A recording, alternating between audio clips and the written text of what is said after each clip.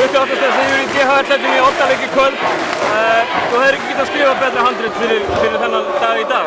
Nei, ég held að þetta hefði ekkert afl stoppað okkur í dag og í þessum ham. Náttúrulega ótrúlega leiðilegt að Kevin gæti ekki spila þennan leik og Kevin, engin Pavel, það bara, ég held að enginn hefði getað unnið okkur í dag og við höfum verið hérna svo ofta áður undir þessu kringumstæðum og það kikkar inn núna, það rosalega mikilvægt. Komnir smá hólu í seríunni, 2-1 undir, staðan sem Kári er rosalega vanur. Hvernig var andrúmsloftið?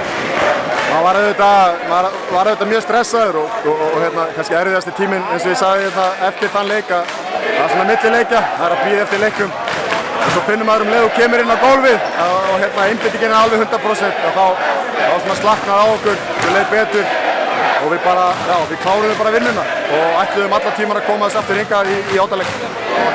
6 í röð, þetta er einstakt afrek. Það hlýtur að vera. Þess að orði, þú hlýtur að vera ánægður að vera hluti af þessu.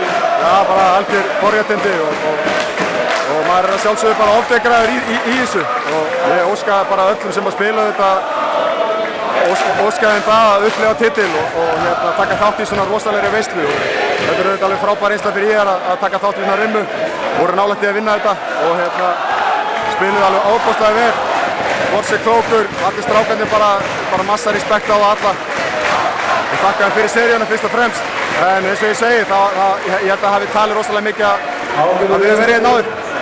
Ein spurning að lokum, Jón Jónar sem var lengi skóna þetta tímafél? Ég tek einhvern tími að hugsa. Ekki koma? Nei, ég er ekki alveg komið. Ég var búinn að gefa eitthvað út en það voru mistök. Ég sagði áðan, þegar maður fær fixið sko, þá var erfitt að fara tilbaka. Takk fyrir þetta.